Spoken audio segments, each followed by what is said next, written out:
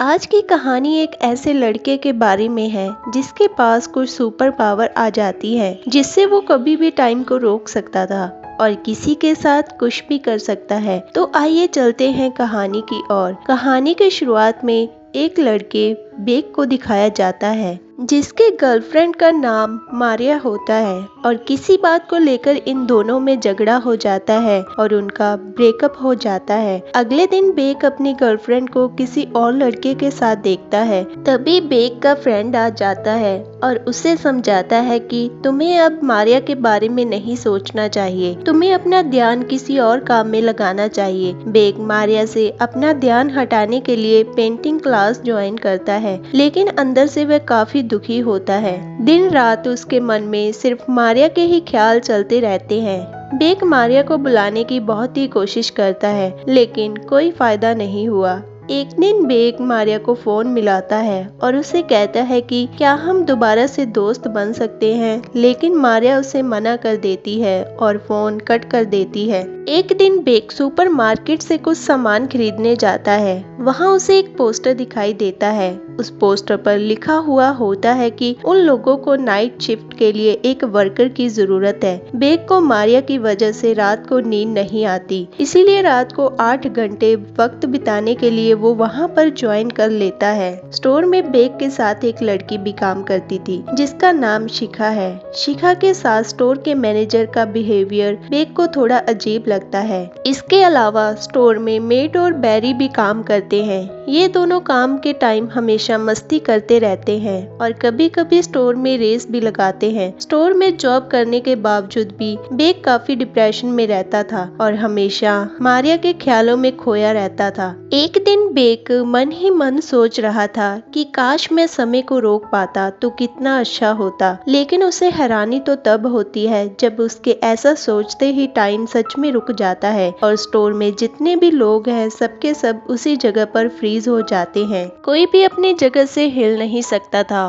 और बेक अब जो चाहे वो कर सकता था। इस शक्ति का पता चलने के बाद अब अक्सर बेक समय को रोकने लगा। समय के रुकते ही वो फ्रीज हुए लोगों के बीच घूमता और कभी कभी फ्रीज हुई लड़कियों की पेंटिंग बनाता था। अब ये बेक की आदत बन गई थी कि वो टाइम को यूज करके कभी कभी लोगों को दूसरी जगह पहुंचा देता और कभी उनके कपड़े ठीक करता। इसी तरह वो अपनी शक्तियों का इस्तेमाल करके अपना समय बिताने की कोशिश करता। अगले दिन हम देखते हैं कि बेक से मिलने उसका दोस्त सोनू उसके घर आता है। सोनू को पता था कि बेक मारिया के बारे में सोचता रहता है और हमेशा डिप्रेशन में रहता है, इसीलिए वो बेक से कहता है कि तुम्हें मारिया को भूल जाना चाहिए। बेक उसकी बात सुनकर थक चुका था, इसीलिए वो टाइम को वहीं पर रोक देता है। एक दिन सोनू बेक को डिस्को में ले जाता है ताकि उसकी कोई नई दोस्त बन सके और वो मारिया को बुला सके, लेकिन उसका ये आइडिया फेल हो जाता है। कुछ दिनों बाद बेक और शिखा एक दूसरे को नोटिस करने लगते हैं।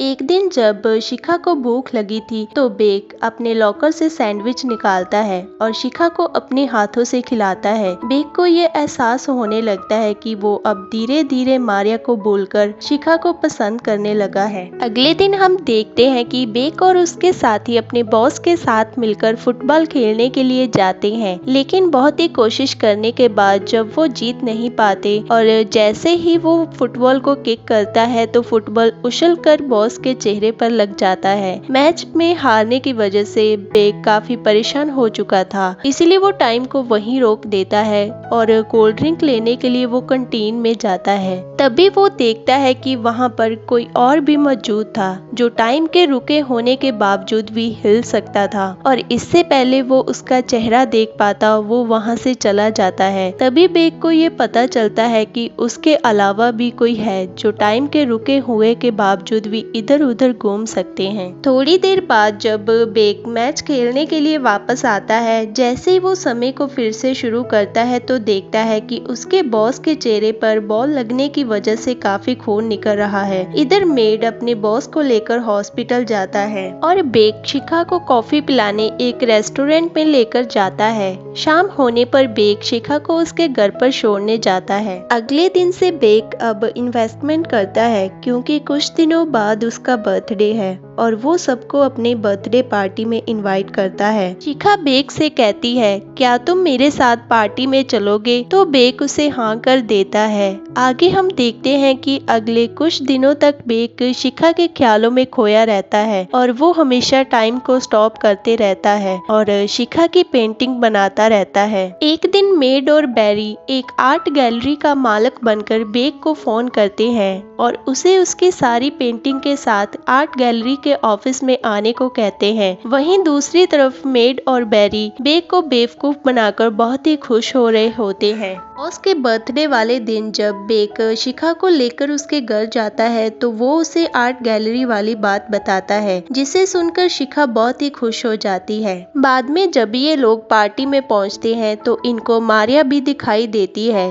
ये वही लड़की है जिसका बेक के साथ शुरुआत में ब्रेकअप हुआ था। उस रात काफी देर तक पार्टी चलती है। वो सभी लोग बहुत ही इंजॉय करते हैं, लेकिन जब बेक वॉल्यूम्स ढूंढते हुए सीढ़ियों से ऊपर जाता है तो फिर से उसे वहां पर मारिया दिखाई देती है। मारिया बेक को शिखा के साथ देखकर काफी जेलस थी। वो बेक के साथ अपने बुरे बिहेवियर और ब्रेकअप करने के लिए माफी मांगती है और बेक से फिर से दोस्ती करना चाहती है, लेकिन बेक को अब उसमें कोई इंटरेस्ट नहीं था। इसी बीच जब शिखा का बॉस उसे परेशान कर रहा होता है तो वो उसके मुंह में पॉपकॉर्न दे देती है जो उसके गले में फंस जाता है। इसके बाद जब शिखा बेक को ढूंढते हुए ऊपर की तरफ पहुंचती है तो वो बेक और मारिया को एक साथ देखकर काफी दुखी हो जाती है और बेक से गुस्सा होकर वहां से जाने लगती है। तभी बेक शिखा को देख लेता है और वो टाइम को वहीं पर स्टॉप कर देता है। वो काफी देर तक ये सोचता रहता है कि वो अब शिखा की गलतफहमी को कैसे दूर करे, लेकिन उसे कुछ भी समझ नहीं आया था।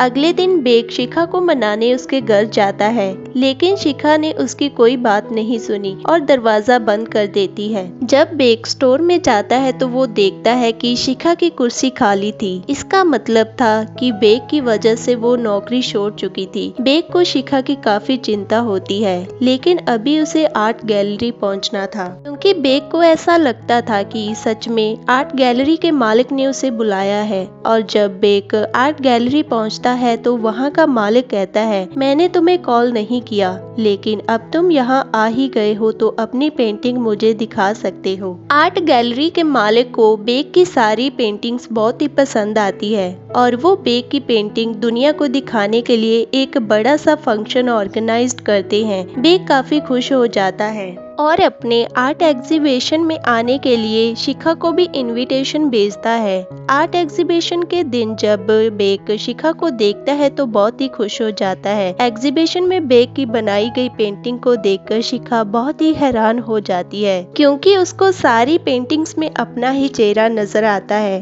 पेंटिंग्स को देखने के बाद शिखा गुस्से को भूल जाती है और वो बेक को माफ कर देती है और उन दोनों के बीच फिर से दोस्ती हो जाती है। बेक इस पल को पूरी तरह से एंजॉय करना चाहता था, इसीलिए वो टाइम को वहीं पर रोक देता है। लेकिन इस बार खास बात यह थी कि अब की बार टाइम में शिखा उसके साथ घूम सकती थी। बेक शिखा को बाहर लेकर जाता है और रुकी हुई दुनिया में दोनों बाहर आते हैं और खूब एंजॉय करते हैं। तो दोस्तों, इसी के साथ हमारी आज की कहानी यहीं पर समाप्त हो जाती है। Thanks for watching.